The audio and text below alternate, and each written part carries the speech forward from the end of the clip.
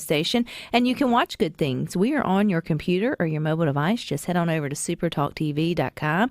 I got a studio full of ladies today up to some really good things. We're going to be talking about Aim for Change, which is advancing, inspiring, motivating for community health through extension. I think that's a really good thing. Joining us is their program manager, Yolanda Pruitt, all the way from Starkville. We got Miss Tracy Carr. She's the Deputy Director of the Library Services, the Mississippi Library Commission, and Miss Mary Beth. She is the Customer Relations Specialist with MAGCOR, which is Mississippi-made catalog. And you ladies are all working in communities, doing some really good things, all coming out of Aim for Change. So first, thank you for joining us today. But Yolanda, I'm going to kick off with you. So how do you describe Aim for Change in like the greater context to get people to understand what you guys at the Extension are trying to do? With Aim for Change, it is a high obesity grant, so we look to not necessarily do traditional things to help people lose weight or be physically active, but kind of think outside of the box. So, for example, creating beautification projects that make people want to get out and walk, or making sure people have access to healthy foods, whether that's partnering with food pantries or rideshare programs to try to get people to the food. So those are the type of projects that we actually look into with Aim for Change. One of our requirements was a obesity rate of 40% or higher. So all of our counties are in need of these type of interventions, and that's pretty much what Aim for Change aims to do. The extension aspect of it makes it even better because it's extension offices all over Mississippi. So it's a great way for extension to continue to branch out and get the community engaged and involved. How many extension offices do we have? Or is there one in every county? It's just about one in every county. Yeah. And I think that's an underutilized resource that I try to, continue to remind folks that's in their backyards or I guess in their county, and that they do a multitude of things. I think most would think in terms of gardening or some of the other, but you've got these other sort of boots on the ground community efforts going on as well. How long has Aim for Change been working in Mississippi? Well, it was a 5-year grant, so we're actually wrapping up year 5 now. So we're just about at 5 years. Yes, ma'am. Wow. Okay. And so a lot of different programs have come through that, 2 of which we have here. They may all be working together. So Tracy, how did you get connected being with the Mississippi Library Commission? You may not think that in obesity prevention, but I can see through how all that would connect. So how did y'all get connected with Aim for Change? We got connected when Dr. Buys, who Yolanda is, he's the head of something. The principal investigator on our grant, yeah. There you go. I knew you had official words for it. Dr. Buys had come to talk to public library directors a few years ago, and I guess when they were thinking of how to get, some other ways for people to engage with healthy eating and nutrition, he wanted to see what kind of ideas we had. And they were talking about doing a story walk, which is a way to it's basically a book that's taken apart, so you can put it on boards or some kind of structure and read it as you walk. So you have to walk. You can't read it if you don't get moving. So they asked us to come on board, and we said yes. We love partnering, and especially doing things that are outside of the box. I love the box. The box is great, but outside of the box is that's really where fun projects happen. And you get to sort of think of it differently and give it fresh perspective. And then if the things in the box aren't working, then there's no reason you can't crawl out of it. And exactly. Or have like sort of a combination sort of too. When you think about the Mississippi Library Commission, how many libraries does Mississippi have? Mississippi has 53 library systems, and then I'm going to say about 236 branches, and that's because sometimes one might be closed or something like that. But 236, 237 is really where it lands. But every county has library service, so they're just all over the place. And there's 7 walks right now, correct? There's 7 walks as a part of this project. Yes. And which counties are those in? It's in Sharkey, Issaquena, Noxubee has 3. We have one in Leland, we have one in Myersville, one in Belzoni, and one in Durant. So, and there could always be more if it sort of keeps going or the grant gets refunded, which we'll circle back around and sort of ask about that, Yolanda. But Mary Beth, I don't want to leave you out because this is a great part too. So how does the MAGCOR, or what is MAGCOR? Because I feel like I know a little bit about, but there's going to be a lot of folks listening that are like, oh, what's Mississippi Made Catalog? How does that fit in? So tell us who you guys are. So most people know us as Mississippi Prison Industries. So we are the workforce development program here in the state for currently incarcerated offenders.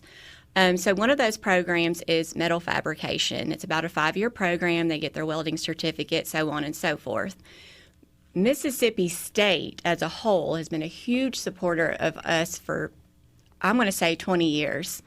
I started working with the Extension Services in 2020 when some of these projects started coming to fruition, and they needed wayfinding signage so that people would know where the pavilion is, where the basketball courts are, where the local fishing place is. We did signs like that in Itabena, spruced up the walking track or put benches out there.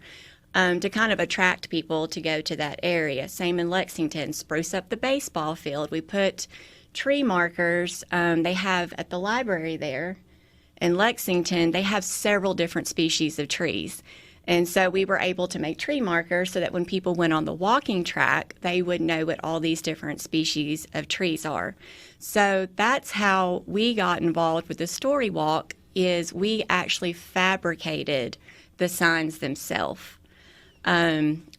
That's really cool. And it comes full circle, right? That's like the Mississippi State Extension having funds and then giving it right back into the state in sort of a different way that's helping with workforce development and skills within the prison system that goes back out to make community members hopefully more engaged and healthy. And I mean, don't miss that. Like, that's a really cool ecosystem of what sort of transpired there. Yolanda, were y'all very intentional with Aim for Change, if you had funds, obviously a 5-year grant, to look for in-state opportunities to partner to spend those funds? Definitely.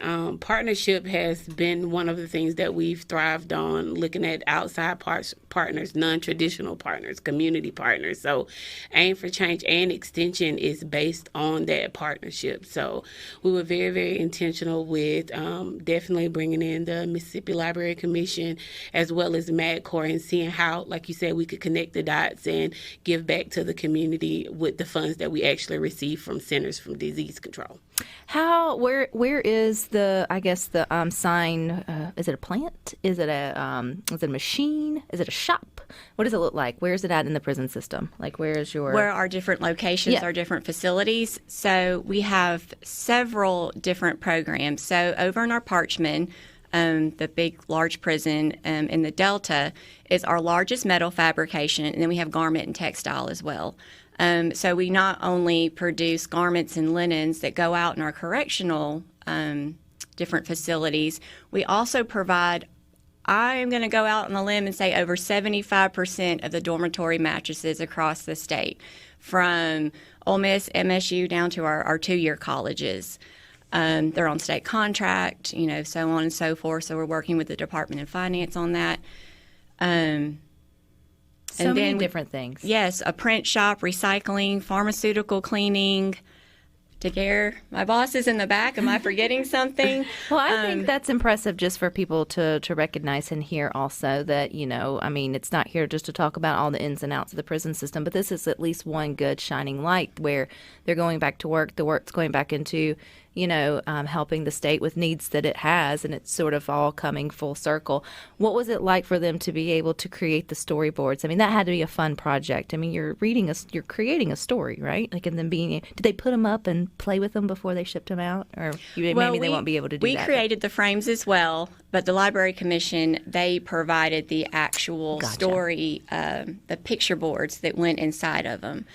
And I will say, yes, they do enjoy these projects. Our offenders are even doing the CAD drawings. So it gives them an opportunity to get that wheelhouse going and their mind going, and then collaborating with what we call the free world, and going back and forth on those projects and building another viable skill to use when they get out. Well, I love collaborating. That's the word that I'm hearing the most today out of what's happening with Aim for Change. We got more with the ladies coming up next radio station, and you can find an extension agent in your local area as well. But we got one here with you, Yolanda Pruitt. She's with Aim for Change. She's the program manager. They're looking to, well, I guess over the last 5 years, y'all have looked to sort of change the health of our communities by thinking outside of the box, which I think is one thing that I am seeing clearly with our guests today. When y'all first got the Aim for Change grant, I guess 5 years ago, and came around the table, I know David Bives, and there's a lot of other names to do that, Yolanda. You have the normal things when you think about improving health. I mean, who was the first one to say, let's try something different? Let's literally get out of the box and look and see how we can do this in a different way? Well, I would just say the Aim for Change team as a whole probably worked with that together. I wasn't actually there in the beginning, but from my time with Aim for Change and looking at how it comes together, it's very team-oriented. So I'm sure the extension agents, Dr. Baez, Macy, who was actually the program manager at the time, I'm sure they kind of tag team that together to get that taken care of and look at the projects. But I know they rely heavily on the extension agents because they're actually in the community. So they kind of have a better idea of the community needs. And again, coalitions, having the coalitions speaking to the communities to see what their needs are. So no one can tell you what they need better than they can. So having them to have that buy-in actually helps with sustainability purposes, and it helps with identifying the projects that have the bigger impact as well. You know, as a dietitian, oftentimes, you know, we get very, very siloed in our thinking of what improves someone's health, right? You just go straight to physical activity and fruits and vegetables and sort of all the things, and those play a really big role. But we forget that health means so much more for an individual than just their physical health. It's also mental, spiritual, family, community, and all of that. And you have to have a healthy environment, and that includes your community for that to sort of be long-lasting and long-living. So it makes sense that you would reach out to all these other partners who are also trying to do the same things within the community. I know y'all recently cut the ribbon, Yolanda, on a bike share program in Macon that's also connected with the library. Tell us about that. So that was pretty exciting. The community was excited about that from the beginning. We deal primarily with rural communities, and one of the things that we've actually noticed that's kind of a barrier for them is transportation. So we try to actually overcome some of those barriers. So that's kind of how we came with the bike share program, which came from a transportation plan that was actually done by a small town center of Mississippi State as well. So we were able to identify some of those barriers with transportation, and the bike provides transportation, and they're able to actually rent the bikes through the library like they would actually do a library book and bring the book back. So it gives them access to be able to get to everyday destinations such as grocery stores, such as maybe even the doctor or to the market. It just gives them another way to be able to get around. Now, do y'all fabricate the bikes there at the prison system, Mary Beth? We I do feel bike you should racks. add. We have done custom bike racks for projects like that just have but bikes, I don't think. Not yet. Not yet. Let's just say not yet for that. We'll put it on the agenda. Tracy, I think this is a perfect example of the library going outside of the box and sort of helping the people, right? And also thinking about the systems that work so well in the library. You take a book, you bring it back, working in sort of other ways. When people forget about the fact that the library is a hub in a community, you know very well in a lot of communities it is. What does the library mean to so many small towns? Well, it's the only place you can go where you don't have to spend money. I mean, if you think about, there's literally no other place to go. I mean, there's a park, but if it's hot like it is here often, or rainy like it is all over the state today, it's the only free community space. So libraries have really, libraries will always have books, will always do that for people, but libraries are really evolving to meet the needs of their communities. So, like Macon has this bike share. There's another one in Union County, but lots of libraries have, we call them non-traditional library collections, but they're really, I think we should probably drop that term now, like cake pans. You only need that Barbie cake pan that one time, right? Amen. You don't need to go buy the $30 cake pan for that one birthday party. So you can go, I'm not sure which branch, but Central Miss library system, they have cake pans. A lot of libraries have tool libraries. Some have, I know there are some that have like autism resource kits that you can take home. Like parents can come and, check those out for their children. So once a library knows about a need, it's very rare that any library would be like, oh, well, my community needs this thing. Good luck. They're going to find a way to meet it in some way. That goes back to what Yolanda was saying for when Aim to Change started, that you sort of are asking the community what they individually need. And it sounds like our different libraries also do that, or they at least listen. So you may not find the cake pan at all in all 82 counties or all 200 and something libraries. You may not find the tools, but you're going to, if the community is asking for it, then the library sort of helps meet that. Like in Meridian, one of the great stories here on Good Things was partnering with Washateria to be able to have, books and things there for when kids are sitting around while mom or grandma or whomever is doing the laundry. Just really cool things like that I think more of us need to know about, these good things going on in our community. And Mary Beth, you were talking about being in Belzona when you got to see the fruits of I guess they're your employees or the employees of MAGCOR sort of come to fruition. Tell us about what it was like seeing the story walk. So there were several groups of children there, from daycares to school-age children. And after they did the ribbon cutting, they got to walk through. And not only is it promoting the literacy part where they're actually reading it, these had actions. So they were acting out the different parts, like the duck flaps, the horse gallops. And it was so fun to watch them do that. And I have a school-age child and a smaller child, and all I could think was, I want to go find a story walk, because they would have a ball with this. And it was it warmed the heart. It was just really neat to see it just come 100% to fruition, and you have the literacy part and you have the activity part. So.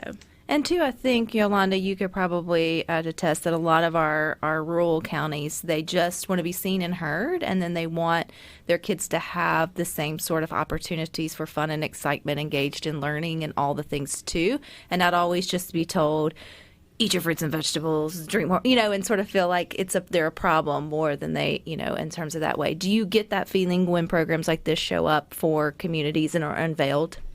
I would definitely say it's all about equity and, like you said, making them feel heard, making them feel like they have a voice in their health, period. So being able to engage them, being able to make sure they're getting things that they need will help with sustainability purposes as well. So if the funding was to leave, or if we're no longer able to do this, if they have the buy-in, they will continue to do it because they see it's effective. They see it's helping their families. They see it's helping their community. And that's pretty much what it's all about. I've worked with a lot of communities, and one of the main things that I would say that they always mention to me is the need and making sure that they get what's actually needed for their communities. So making sure that we are able to do that through actually talking to them and getting feedback from them, asking them how they think they can resolve an issue is important. And it helps, and it's fruitful. With the story walks, Tracy, how do y'all decide the stories? Well, taking into account the theme of this grant, we looked for books that were about nutrition and movement, exercise, that weren't boring. There I feel are personally attacked. Yes, well, there are some children's books that are just, eat an apple, they're good for you, and we tried to get away from that. Most of them are narrative stories that happen to be about food or movement. So the one that we were talking about earlier is called Dance Like a Flamingo. So on each page, there's a new thing to do. So there are others about a particular food. There's a couple of books. There's one called How My Parents Learned to Eat, and the parents are of different cultures and how they learn to eat the other's food. So not exactly all exercise and not all nutrition, but more narrative books about these topics. Well, a lot of topics you intertwine into a fun story, and kids are going to learn. They don't necessarily have to be just, taught with flashcards about, every single subject or every single thing for it to sort of click. And then there's just that underlying good thing, too, of just they're out, they're reading, and they're moving. Magic's happening in their little bodies, and they don't even know it. And that's sort of like the best part, right? Well, we got a little bit more with the ladies today, but you can also catch Good Things in podcast form wherever you listen to podcasts. And if you're just joining us, we are sharing all the good things that Aim for Change has been doing over the last 5 years through the Extension Service, but also community partners like the Mississippi Library Commission and also MAGCOR, which is the Mississippi Made Catalog, and more, right, Yolanda? And there's more partners that obviously weren't able to come today, but it's been 5 years. So what is the future for Aim for Change here in Mississippi? Well, I can say we did actually submit a pretty strong application to hopefully get another cycle. It's too early to say at this point. But fingers crossed. Fingers crossed, definitely. But I'm excited to see where we go from here, looking at what we've done in the first cycle, looking at what we've learned, looking at areas of opportunity that we can improve on. And all of those things are going to make for an even stronger next 5 years. Which I know, tentatively, which we will be here to shout it from the rooftops if you guys are able to get it, because it'll just keep building on the good things you've done. Is there one program, I know we got 2 programs here, but is there 1 or 2 programs that stick out that people could look for in their communities that maybe really made an impact through Aim for Change? I know, I guess the Library Walk would be one of the latest, but thinking back over the last 5 years. I would say definitely the Ride Share program as well. We've gotten a lot of momentum off of that. And like I stated, one of the main things that rural communities deal with is access, being transportation. So having that low cost type of transportation available is definitely going to be beneficial to the communities, ways that they could get to the pantries, ways that they could get to the library, ways they could get to the parks, ways they could get to everyday destinations that they need to just be a better them. So I would definitely say that was definitely one of my favorite projects coming in, was definitely the Rideshare program. And it does feel like all of your projects are sustainable, even without Aim for Change, right? I know that you want to keep going and you want to build, but I think good work goes when it can keep going. After a grant cycle ends, it's not dependent on continuing being funded in that way. And Tracy, you were talking about like with the story walks, there's 7 in 7 different counties now. If somebody was listening and wanted to implement that, it didn't take a big grant to sort of get that done, just sort of the idea, but it's there, assuming that Mother Nature or somebody doesn't come and take it down.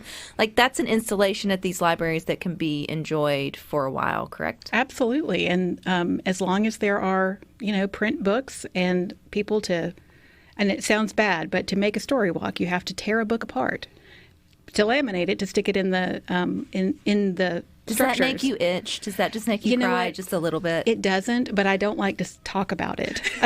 It makes people uncomfortable when you're like, well, I'm going to rip up this book today, but you're making it accessible for so many people in the process. So, but yes, as long as those structures stay up, there will be story walks in those communities. Are you able to change out the stories? Mm-hmm. Absolutely. And the Library Commission is committed to providing the books quarterly for this first year.